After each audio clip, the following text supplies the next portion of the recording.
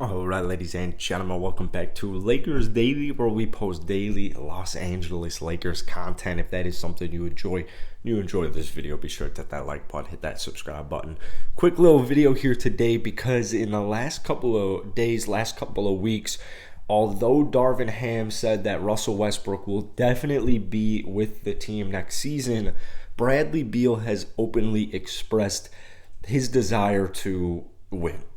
So he wants to win, he wants to get paid, and he also wants to win, and it just isn't looking like it's going to happen in Washington. The last couple of years, whether it was injuries with John Wall, not great trades, not great draft, whatever the case was in Washington, things aren't working out.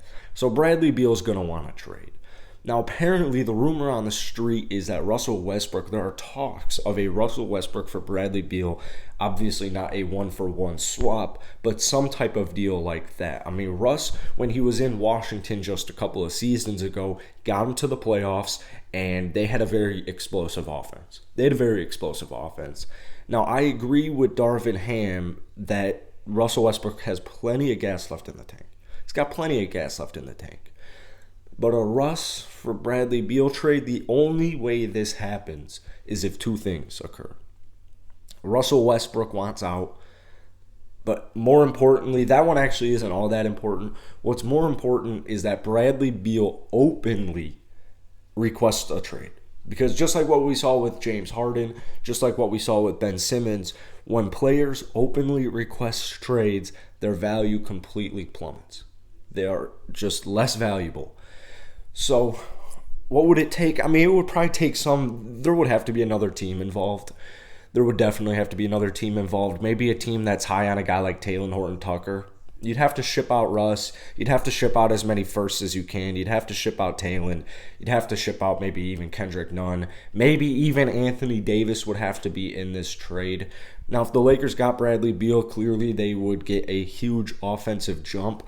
Bradley Beal, defensively speaking, he's not going to really change anything for him on the defensive end, because Russ isn't great on defense. But if you're able to retain Anthony Davis, if you don't have to give up Anthony Davis in a three-way trade or a four-team trade, then, your defense should be improved from last season. I would anticipate if a trade like this, or even if a trade like this doesn't happen with Bradley Beal going to the Lake Show, I know that the Lakers front office is going to be targeting a bunch of younger cats, guys very similar to like Siakam, guys very similar to just cheap players who are like Stanley Johnson, just cheap players who haven't had a good tenure in the NBA, really is what it boils down to. And they're hungry, they're desperate, they'll take any contract they can get, they'll play for any team they can, and they're looking to make an immediate impact just because they're so hungry and they want to prove people wrong. So they just want an opportunity. So